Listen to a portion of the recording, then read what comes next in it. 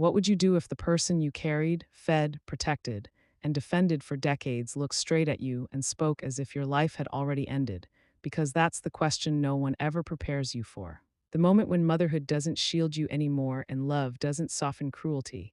And it didn't start with shouting or violence the way people imagine. It started with something small enough to sound harmless, a question about a bill. A quiet reminder spoken the way you speak when you still believe you matter, when you still believe your presence has weight, and the room changed instantly, not because of what I said, but because of how tired they were of hearing my voice at all. And in that second, I saw it in his eyes, that sharp flash of irritation that comes when someone thinks you've overstepped simply by existing. And the words that followed weren't just rude or angry. They were practiced, rehearsed, said by someone who had grown comfortable treating me like background noise, like an inconvenience that should have learned its place a long time ago. And I remember thinking how strange it was that my own kitchen suddenly felt unfamiliar, like I was standing in a house that no longer recognized me. And maybe that's when the shift began, not with the pain, not with the heat, but with the realization that no one in that room was going to protect me, not my son, not the woman he married, not even the silence that followed, because silence can be louder than screaming when it confirms you're alone. And when the water hit my arm, it felt less like an accident and more like a decision that had been waiting for permission. And I won't describe it in detail because what mattered more than the burn was what came after. The way no one rushed to help, the way concern never arrived, the way inconvenience replaced empathy, because the most terrifying part wasn't the pain, it was the clarity that followed. The understanding that I had become something disposable in a place I once built with my own hands. And if you've ever felt that shift, the moment you realize you're tolerated instead of loved, then you know how cold it gets even in a warm room. And what shocked me wasn't just what he said, it was how easily it came out, as if those words had lived in him for years. Waiting for a moment like this to finally stretch their legs, and when his wife added her voice, sharp and dismissive, it landed differently, not because it was worse, but because it confirmed something I'd been trying not to see. That this wasn't a bad day or a misunderstanding, this was a pattern that had grown roots while I stayed quiet, while I cooked meals no one thanked me for, while I shrank myself to keep peace. While I convinced myself that enduring was the same as being strong, and somewhere in that kitchen, while my arm throbbed and my ears rang with words I would never forget, I realized something that still surprises me to this day. I wasn't afraid. Not the way you'd expect, I was calm in a way that only comes when a door finally closes inside you, because fear needs hope to survive, and hope had just packed its bags and left, and I remember looking around at the cabinets. The counters, the floor I'd cleaned on my knees years ago, and feeling detached, as if I were already gone, as if my body was still there, but my permission to be treated that way had quietly expired. And when I walked away, I didn't slam anything, didn't shout, didn't demand an apology, because something inside me had shifted from asking to deciding, and that's the part no one notices until it's too late. When a woman stops trying to be understood and starts remembering who she is. And as I closed the door behind me, the house stayed loud with their voices and their certainty that I would do what I always did: retreat, endure, disappear into the background. And that's what they got wrong, because while they assumed I was licking my wounds, I was thinking clearly for the first time in years. Thinking about how easily people forget who laid the foundation when they've been living comfortably for too long. Thinking about how entitlement grows best in silence. And thinking about how strange it is that people only realize your value when they're about to lose something they thought was permanent, and sitting there alone, with the pain sharp but my mind sharper. I understood something that would change everything, something so simple it almost felt embarrassing that it had taken me this long to see it. They wanted me gone, not just quiet, not just compliant, but gone, erased, removed from the equation of their lives, and for the first time I didn't argue with that desire. I accepted it, because leaving doesn't always mean losing. Sometimes it means choosing the terms, and as I stood up slowly, steady despite the ache, I made a decision that didn't involve revenge or rage or raising my voice. It involved memory, paper, and a truth they had never bothered to check. And while they slept that night believing the problem had finally been put in her place, I remembered something they had completely forgotten. And by morning, the balance of that house would never be the same again, because what they thought was weakness was actually patience, and what they mistook for silence was preparation. And they would soon learn that asking someone to disappear is a dangerous thing to do when they're the one who owns the ground you're standing on, because they thought I would leave empty-handed. and that was their biggest mistake. People always ask the wrong question when they hear what happened. They ask why I didn't scream, why I didn't fight back, why I didn't make a scene the way movies teach us to expect, as if volume is the same thing as power. And the truth is, I didn't scream because screaming had never saved me before. Not in that house, not in that role, not in the quiet years that led up to that moment, because long before hot water ever touched my skin, I had learned exactly how much noise a woman is allowed to make before she's labeled difficult, dramatic, ungrateful, and once you're given those names, everything you say after that stops mattering. And I had spent years watching how quickly my words were dismissed, how concern was treated like nagging, how questions were framed as accusations, how existing past a certain age turns you invisible until you're inconvenient. And maybe if you've ever lived in someone else's space long enough, you recognize that shift, the way your presence becomes conditional, the way kindness turns into charity and charity turns into resentment. And the worst part is how slowly it happens, so slowly that you don't notice until you're apologizing for things you didn't do, until you're thanking people for letting you stay in a house you once paid for, until your voice starts lowering on its own, trained by repetition to stay out of the way. And by the time the moment comes when someone crosses a line you never imagined they would, your body doesn't reach for a scream. It reaches for stillness because stillness has kept you safe longer than noise ever did. And standing there that night, hearing the disgust in their voices, feeling the room turn against me, I understood something about silence that no one tells you. Silence isn't always surrender. Sometimes it's assessment. Sometimes it's the pause before a decision that can't be undone. And I remember noticing details instead of reacting. The way my grandson sat too quietly in the corner, eyes wide, absorbing more than anyone realized, the way no one rushed to help me, the way inconvenience outweighed concern, and that was when the screaming urge left me completely, because screaming would have changed nothing. It would have confirmed their story about me, the story where I was the problem, the burden, the reason everything felt heavy in that house. And I wasn't going to give them that anymore, because when people are committed to misunderstanding you, your explanation only exhausts you, and I was tired, tired in a way that sleep doesn't fix, tired from swallowing words, from smoothing tension, from pretending that small cruelties didn't add up to something larger.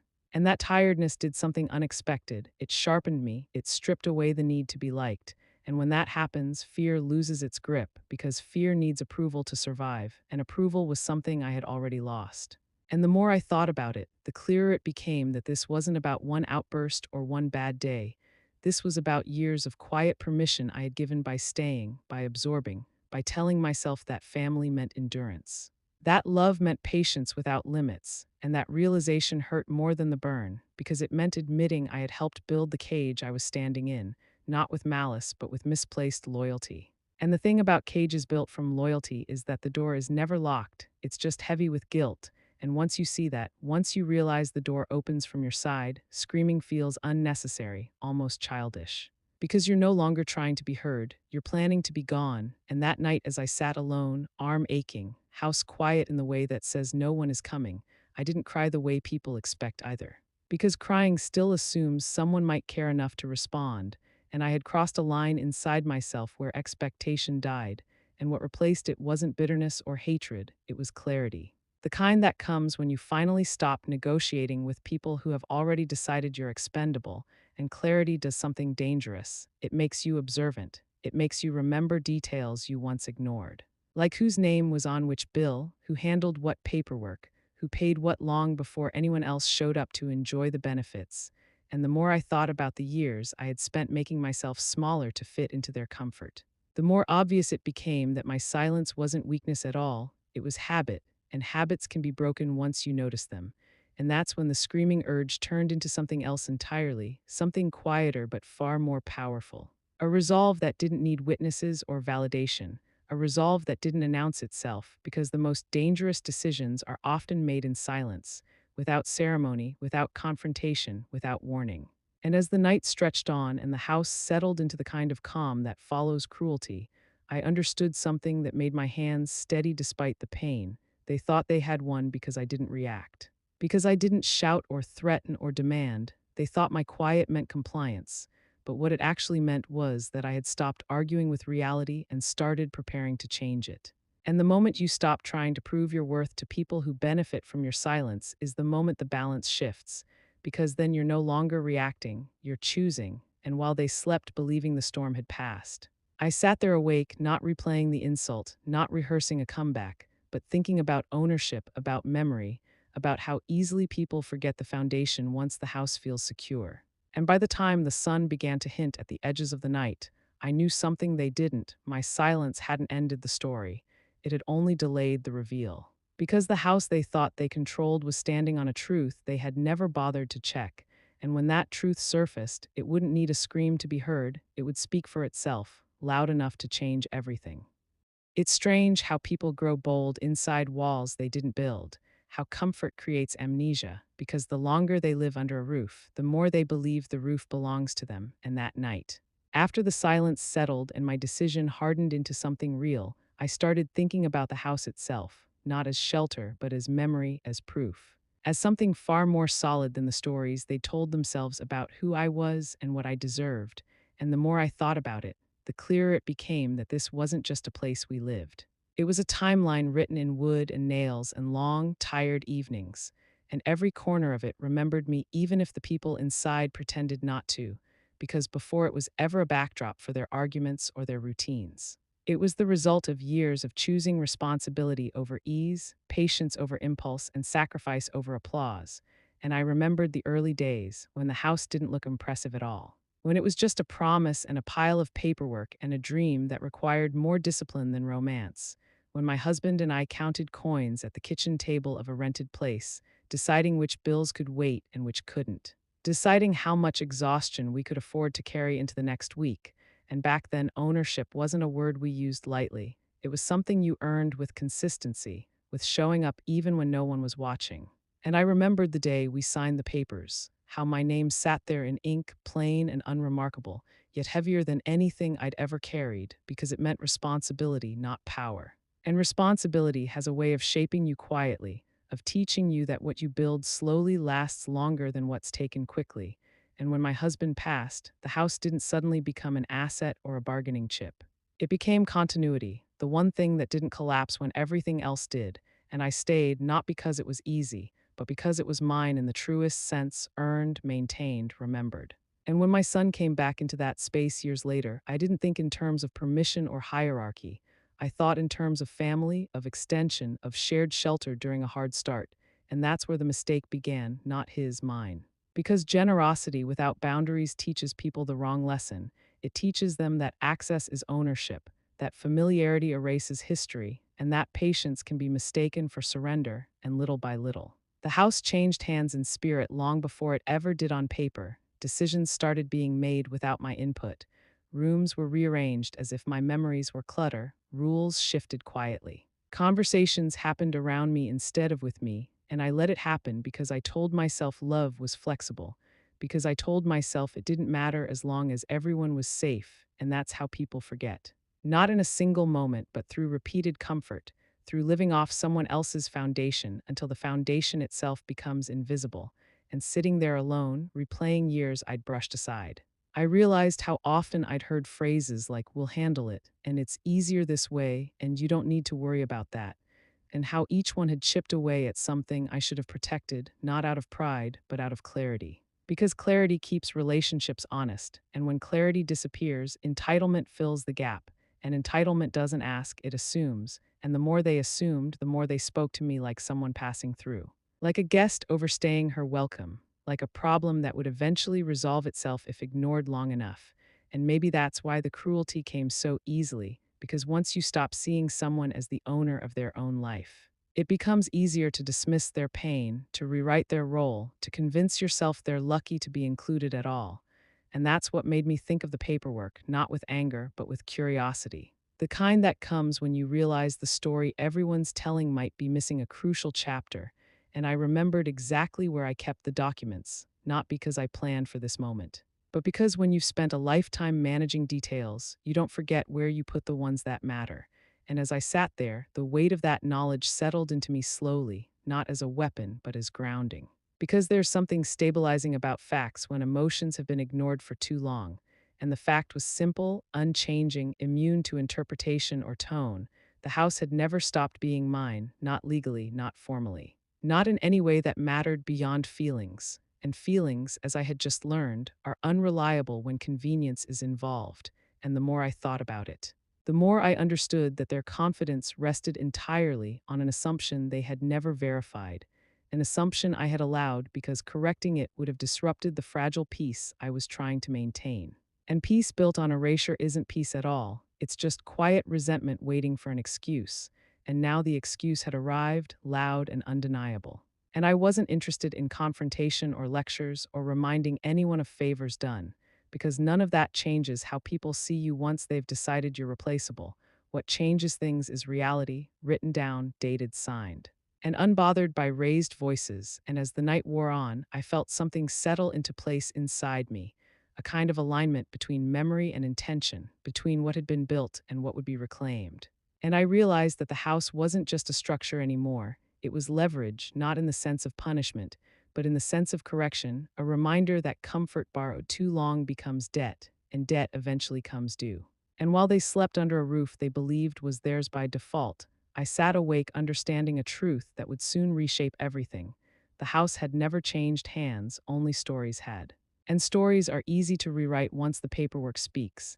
And that's when I knew the next step wouldn't be loud or dramatic. It would be quiet, precise, and irreversible, because when people forget who built the house, sometimes the house has to remind them, and when it does, it doesn't whisper, it shifts the ground beneath their feet. Leaving is rarely loud when you've already said goodbye inside yourself, because by the time you stop trying to fix things, the decision has usually been made in a place no one else can see, and that night, after the house settled into its familiar rhythm of doors closing and voices fading, I didn't feel rushed or panicked. I felt methodical, as if my body already knew what to do before my mind caught up. And maybe that's what happens when you finally stop hoping someone will notice your pain. You start moving with purpose instead of waiting for permission. And I remember standing in my room. The same room I'd been slowly pushed into years ago under the pretense of convenience, looking around at the pieces of a life that had been compressed to make others more comfortable, and I didn't feel anger at what I was leaving behind. I felt clarity about what I was taking with me, because packing isn't about volume, it's about value, and the things that matter most take up very little space. And as I opened drawers and reached into the quiet corners no one else bothered with, I realized how invisible I'd become in that house, how easily I could move without disturbing anyone, how no one questioned where I was or what I was doing, because they had already decided I wasn't going anywhere, and that assumption made everything easier, because the most powerful exits are the ones no one tries to stop. And I packed slowly, deliberately, not out of hesitation, but out of respect for the weight of the moment, choosing clothes that felt like myself, not the muted versions I'd worn to avoid comment. Choosing photographs that reminded me who I'd been before I learned to shrink. Choosing the small things that held memory rather than obligation. And at the bottom of the drawer, beneath layers of years and folded fabric, my hand found the box exactly where I knew it would be, solid and familiar, and the moment I held it, something inside me steadied completely, because this wasn't an escape, it was a transfer not of ownership but of control. And I didn't rush to open it, didn't need to confirm what I already knew, because certainty doesn't require proof when it's been lived with long enough. And as I placed it carefully into my bag, the weight felt right, not heavy, not dramatic. Just honest, like carrying something that had always belonged to me, and the rest of the packing took only minutes, not because there was nothing left, but because I had learned over time to live lightly, to make myself portable, to be ready for emotional weather changes without warning, and that skill, born from years of adjustment, served me well now, because I wasn't scrambling, I was concluding, and when I stepped into the hallway, bag in hand, the house was quiet in the way it always was when my presence wasn't required, and I passed their door without a glance, not out of spite, but out of finality, because there's no reason to look back when you've already turned forward. And opening the front door felt less like an escape and more like punctuation, the end of a sentence that had run on far too long, and the night air met me without judgment, cool and steady, and for the first time in years. My shoulders dropped without effort, because no one was watching, no one was evaluating, no one was deciding whether I belonged, and I didn't cry then either, not because I was strong, but because grief needs witnesses. And this decision didn't, it only needed follow through. And as I walked away, I understood something about departure that I hadn't before. Leaving quietly denies people the chance to rewrite the story. To frame themselves as victims of your drama, it gives them nothing to argue with, nothing to perform against. And while they slept believing the problem had resolved itself, I carried with me the one thing they'd never bothered to check: the proof that silence had been a strategy, not a surrender. And by the time morning came, they would wake up to the same house, the same routines, the same assumptions, but the foundation beneath them had already shifted. Because what they mistook for compliance was actually preparation, and what they assumed was dependence had just walked out the door, carrying not anger or threats, but something far more dangerous to entitlement: the truth, folded neatly and placed exactly where it belonged, and they wouldn't realize it yet, not until the consequences arrived without raised voices or slammed doors, because the quietest exits are often the ones that echo the longest. And as I disappeared into the night without announcement or apology, I knew the next step wouldn't involve me begging to be understood. It would involve reality showing up uninvited, and when it did, it would speak clearly enough that no one could ignore it anymore. There's a difference between leaving a house and arriving somewhere that already knows who you are, and I felt it the moment I stepped inside, the kind of recognition that doesn't come from people but from space itself. From walls that don't tense when you enter and air that doesn't wait for you to apologize. And it's hard to explain how much that matters after years of measuring your presence by other people's moods. Because safety isn't always about locks or distance. Sometimes it's about not having to brace yourself before you speak. And this place, small and quiet, didn't ask me to explain why I'd come or how long I planned to stay. It simply held me the way it always had, without expectation, and as I set my bag down and moved through the rooms, I noticed how my body responded before my thoughts did. My shoulders loosened, my breathing slowed. The constant alertness I'd been carrying began to fade, and I realized how long I'd been living as if tension were normal, as if peace were something you earned by being useful. And here, usefulness didn't matter, only presence did. And I let the door close behind me without fear of what might be said on the other side, because there was no other side anymore, just quiet, and quiet, when it's chosen, is healing. And I took time lighting lamps instead of flipping switches, opening windows instead of checking locks, letting the room fill with the smell of evening and dust and memory, and each small action felt like a reclaiming, not of space, but of self. Because when you've been reduced to a role long enough, you forget that you're allowed to exist without performing it. And sitting there, arms still aching but no longer screaming, I thought about how many years I'd spent trying to be low maintenance. Easy, grateful, how often I'd mistaken endurance for love, and the absence of pressure in that moment made the contrast painfully clear, because nothing here demanded that I prove my worth. And I didn't realize how rare that had become until it was restored, and as night settled in, the stillness deepened, not the heavy silence of neglect, but the soft kind that wraps around you like permission to rest. And I slept that night without rehearsing conversations, without anticipating criticism, without shrinking myself in my own dreams. And when morning came, it arrived gently, through thin curtains and birds I hadn't noticed before. And I woke with the unfamiliar sensation of not being late for anything, not being in the way of anyone. And that's when it hit me how completely my sense of safety had been tied to approval. How often I'd confused acceptance with tolerance, and walking through the kitchen that morning, making tea just because I wanted to, I understood that this place wasn't just shelter, it was evidence. Evidence of who I was before I learned to disappear.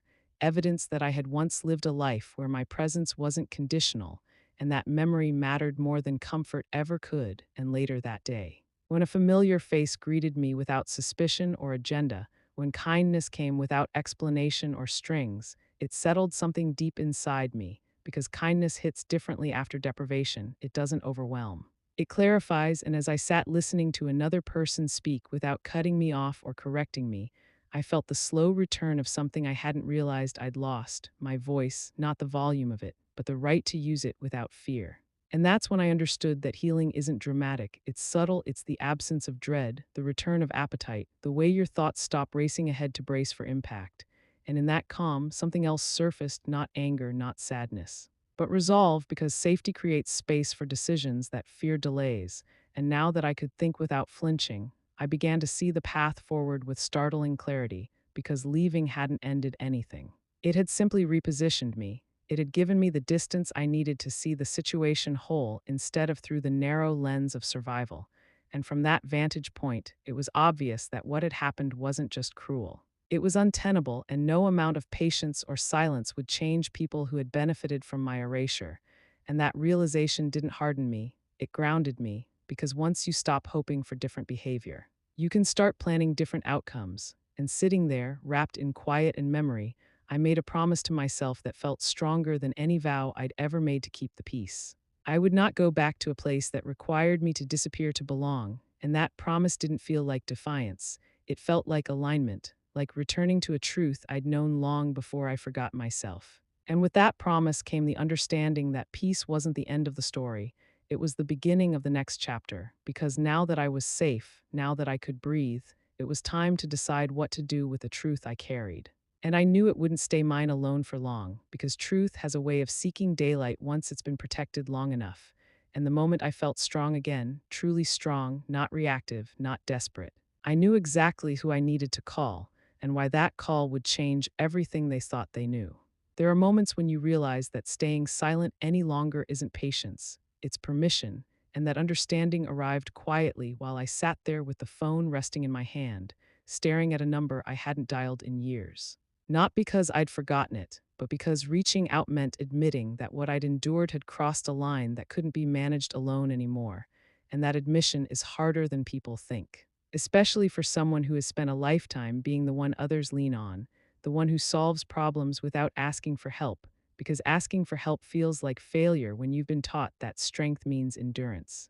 And I hesitated not out of doubt, but out of habit, the habit of carrying things myself, of minimizing pain so it doesn't inconvenience anyone else, and it took a long breath to break that pattern. Because the truth doesn't always come out as a cry, sometimes it comes out as a decision to stop protecting people from the consequences of their behavior.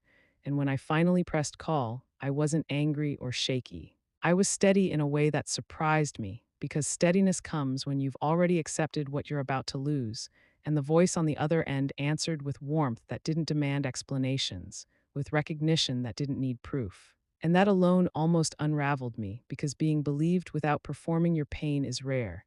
And as I began to speak, the story came out differently than I expected, not rushed, not dramatic, just factual. As if my mind finally trusted the words enough to let them exist without apology. And with each sentence, something shifted, not just in the listener, but in me, because naming something gives it shape, and once something has shape, it can be addressed. And when I finished, there was a pause, not of disbelief, but of calculation, the kind that happens when someone sees the situation clearly and understands exactly what it is. And when the words came back to me, they landed with a weight I hadn't anticipated, not because they were shocking, but because they were validating, a calm, unequivocal acknowledgement that what I'd described wasn't normal, wasn't excusable, and wasn't something I needed to endure for the sake of harmony. And hearing that did something important. It separated responsibility from guilt. It reminded me that choosing myself didn't make me cruel, it made me honest. And as the conversation continued, the focus shifted away from feelings and toward facts, away from what I should tolerate and toward what I was entitled to.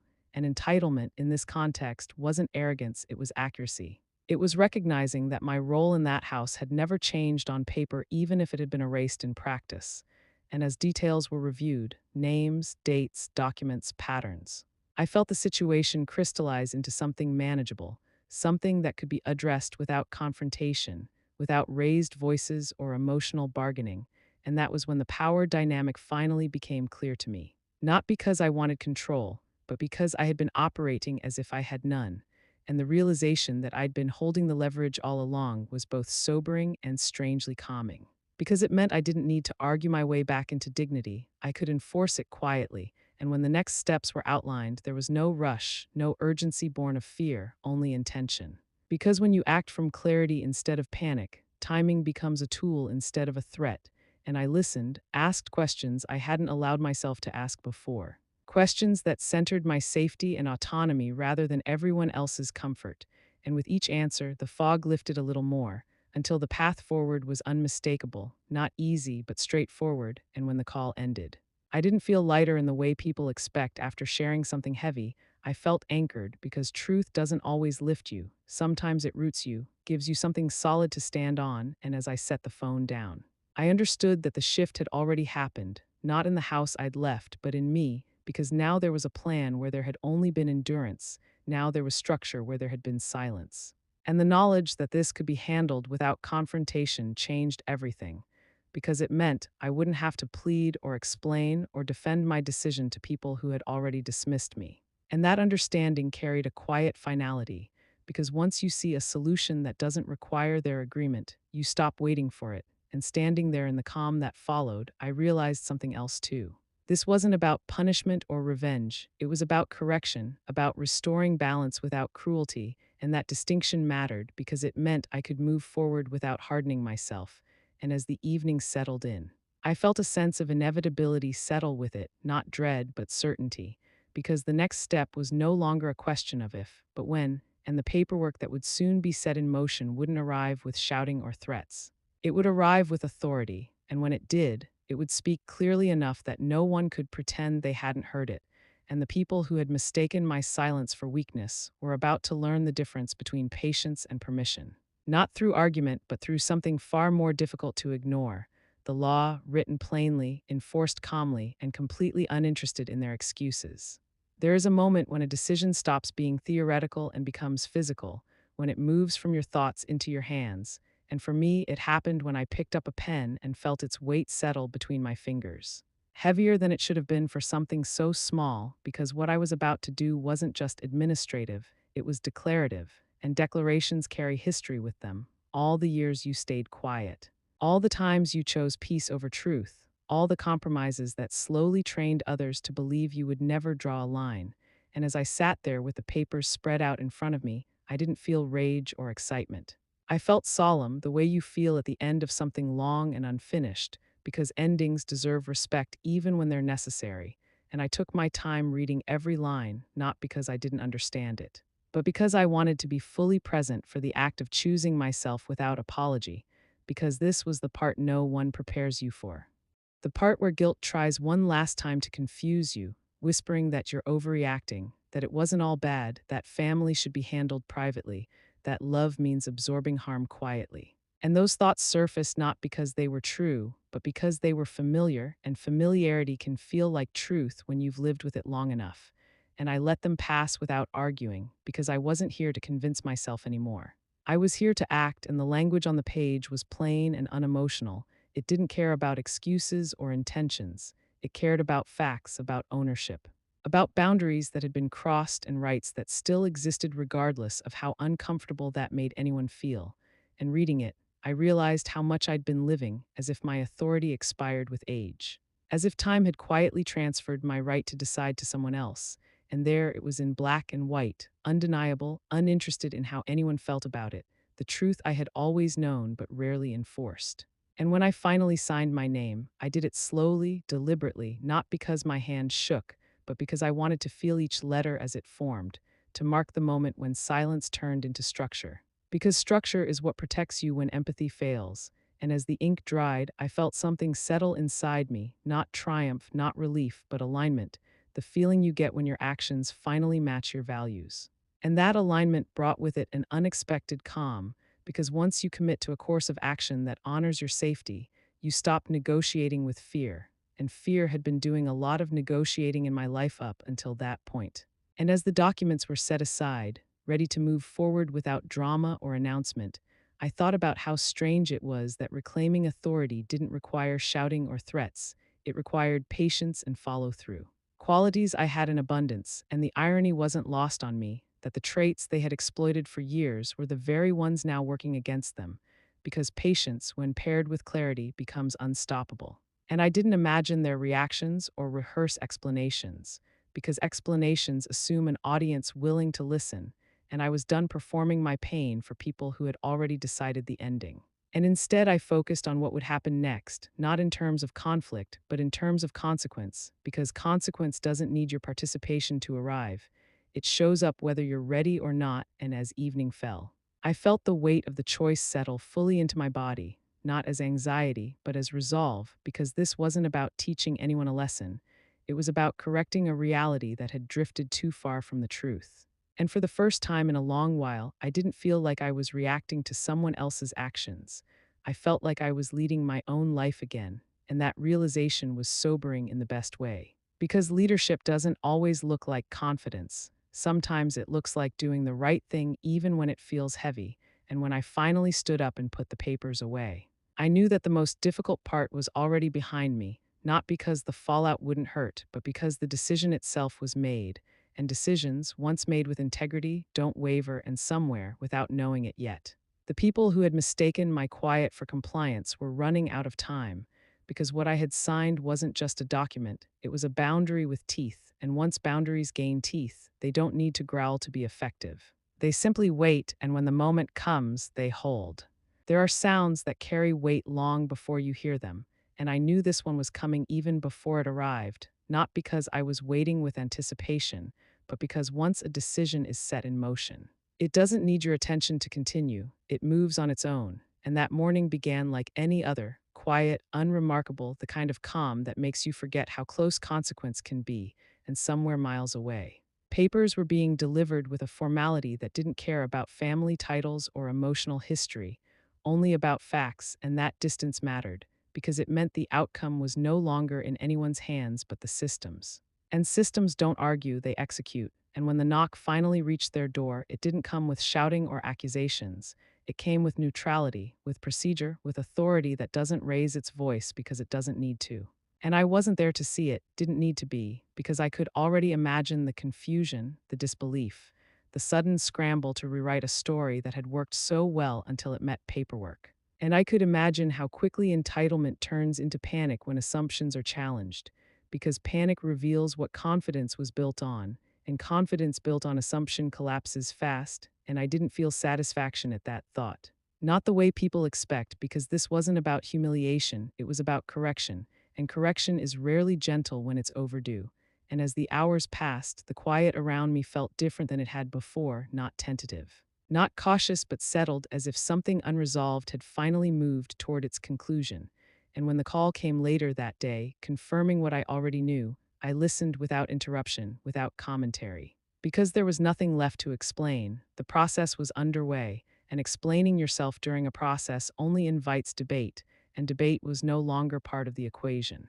And I thought about how quickly roles reverse when authority changes hands, how the same people who once spoke without restraint suddenly search for understanding, how urgency appears only when comfort is threatened. And it struck me how predictable that pattern is, not just in families, but everywhere power has been taken for granted. And as evening approached, I imagined the house settling into a different kind of chaos. Boxes appearing where certainty once lived, voices rising where entitlement had been quiet, and the realization that staying silent through all of it was its own form of dignity, because responding would have shifted the focus back to emotion. And emotion was no longer relevant, only outcome was, and I sat with that understanding, feeling neither joy nor guilt, just a steady acceptance that consequences don't need emotional approval to be fair. And when the inevitable calls came, I let them go unanswered, not out of spite, but because answering would have reopened a door I had already closed with intention, and I understood then that silence, when chosen, is not absence. It's presence with boundaries, and as night fell, the weight of the day settled fully, not as exhaustion, but as completion, because something that had lingered for years had finally been addressed without negotiation. And that finality brought with it an unexpected sense of peace, because peace doesn't always come from reconciliation, sometimes it comes from resolution, and while they scrambled to understand how something so solid could shift beneath them, I rested in the knowledge that what had been mistaken for weakness was actually restraint, and restraint, once released, carries authority people rarely see coming.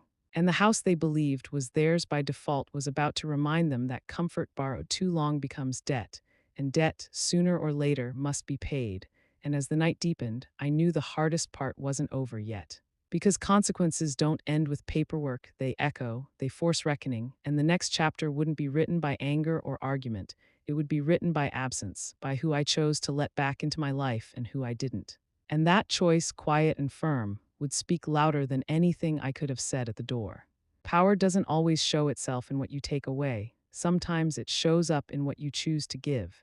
And after everything settled, after the noise faded and the consequences landed where they were meant to, I realized something quietly important. Reclaiming the house wasn't the end of the story. It was the beginning of a decision I'd never been allowed to make before. The decision about who deserved space in my life and who no longer did.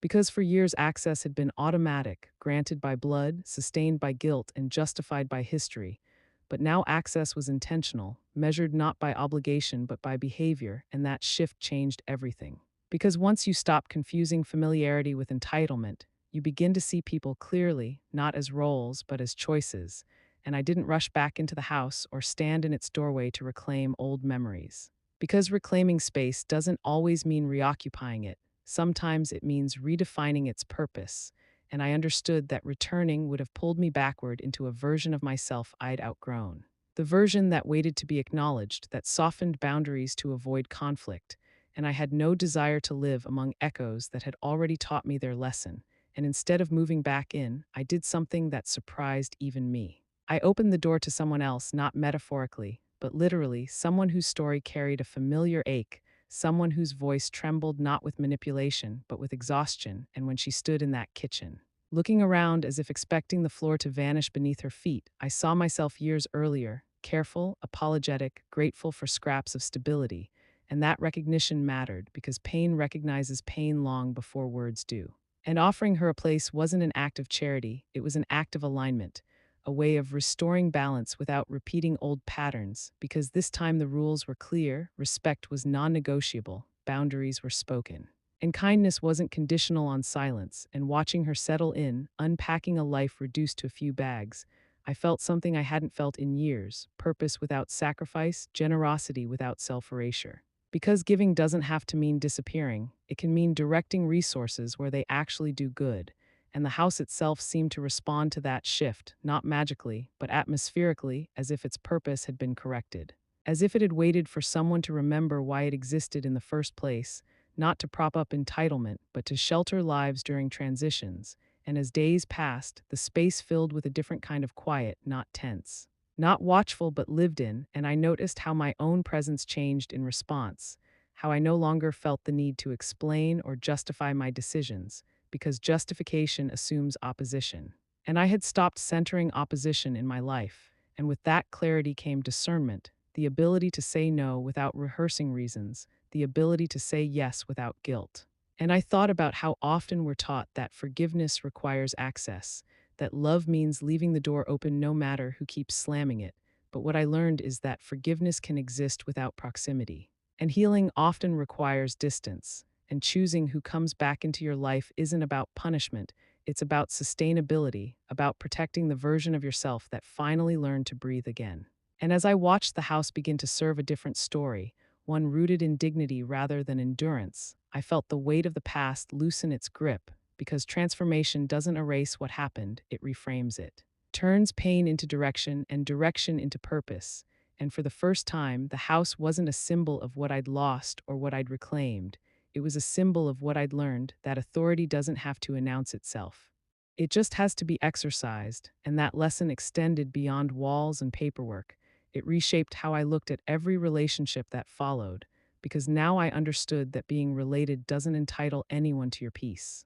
And offering shelter doesn't require surrender. And as I stood back and looked at the life taking shape around me, quieter, smaller, but truer, I knew the hardest decision wasn't evicting anyone or signing papers. It was deciding who I would allow close enough to matter again. And that choice, deliberate and calm, would define the rest of my life far more than any conflict ever could, because the real power wasn't in taking the roof back. It was in choosing who was worthy of standing beneath it, and not everyone who asks deserves to be let in. There are words that arrive too late to do the work they were meant for, and I understood that the moment I saw the envelope, plain and unassuming, my name written in a hand I knew well enough to recognize without opening it. Because timing gives meaning to apologies, and without timing, even the most carefully chosen words lose their weight, and I didn't rush to read it, not out of cruelty, but out of clarity. Because urgency belongs to the person who waited too long, not the one who finally stopped waiting. And when I did open it, I read slowly, not searching for remorse, but for accountability, because remorse speaks about feelings.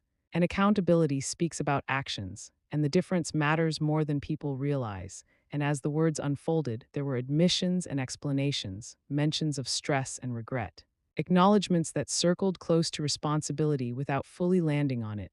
And I felt something unexpected as I read: not anger, not triumph, but distance, the kind that lets you observe without being pulled back in. Because distance changes how you hear things, it strips away the old reflex to fix, to reassure, to minimize. And in that space, it became clear that the apology wasn't meant to repair what had been broken. It was meant to ease discomfort, to soften consequences, to reopen a door that had been closed not in anger, but in self preservation, and that realization mattered. Because apologies that arrive only after consequences often ask you to undo the very boundary that protected you, and I wasn't willing to do that anymore. And I thought about how many times I'd accepted apologies that were really pauses, temporary resets that led right back to the same behavior, and how each time I'd told myself it was progress, when in reality it was repetition. In reading that letter, I felt the final thread of obligation loosen, because forgiveness doesn't require response, and closure doesn't require agreement, and I understood then that not every apology deserves access to your life. Some deserve acknowledgement only in silence, and I didn't need to respond to validate my own healing, because healing had already happened in the choosing, not in the words on the page, and as I folded the letter and set it aside. I wasn't rejecting the person who wrote it, I was rejecting the version of myself that would have rushed to make them feel better at her own expense, and that distinction felt important, because growth often looks like restraint, not reaction. And I realized that the peace I'd built was fragile only if I handed it back to people who hadn't learned how to protect it. And later that evening, as I watched the light fade, I felt no urge to reopen old conversations or explain my silence, because silence this time wasn't about fear, it was about finality, and finality doesn't need witnesses, it just needs consistency. And I understood then that apologies don't have power on their own. They gain power only when paired with change, and without that, they're just words trying to negotiate access, and I had already decided who I would let back in. And who I wouldn't, and that decision had nothing to do with punishment. It had everything to do with sustainability, because peace is expensive, and once you've paid the price to build it, you don't give it away cheaply. And as the night settled into quiet, I felt a sense of completion that didn't depend on anyone else's understanding, because the apology I'd waited for my entire life had already been given, not by him, but by me. The moment I chose myself without conditions, and that choice didn't close my heart, it clarified it, because now I knew the difference between love that asks you to disappear and love that lets you stand whole. And I would never confuse the two again. People assume the ending is a return, that healing looks like stepping back into the place where everything broke and proving you survived it. But that assumption misunderstands what survival actually asks of you. Because sometimes the bravest thing you can do is refuse to relive a chapter just to make other people comfortable with the ending. And I knew early on that I wasn't going back, not because I was afraid of the house or the memories, but because I no longer needed them to confirm who I was, and that distinction matters, because returning would have meant negotiating with ghosts, with expectations that had already taught me their limits. And I had finally learned that peace doesn't require revisiting pain to be legitimate, it requires protecting what you've rebuilt. And as time passed, the scar on my arm faded into something less angry, less loud. A thin reminder that didn't ache anymore, and with it, the urgency to explain myself faded too, because explanations are for people who still have a vote in your life, and not everyone does, even if they once held a title. And I spent mornings on the porch, afternoons walking slowly without purpose other than breathing, evenings listening to quiet that didn't feel like abandonment, and in that rhythm, something important returned: my sense of scale. The understanding that one chapter, no matter how violent or heartbreaking, doesn't get to define the rest of your story unless you hand it that power. And I thought about how often we mistake endurance for virtue. How many people stay in places that hurt them because leaving feels like failure, when in truth, leaving is often the first honest act, and honesty is what rebuilds dignity, not endurance. And sometimes younger people would ask me questions, careful ones, curious ones, about why I lived where I did, why I didn't have family around, why I seemed so calm about it, and I'd answer without bitterness. Because bitterness ties you to the past, and I wasn't tied to it anymore, I was informed by it, and that difference freed me.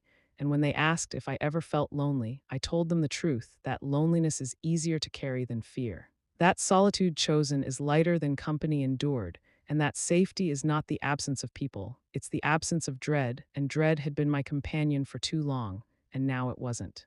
And I realized that what people really wanted when they asked those questions wasn't my explanation.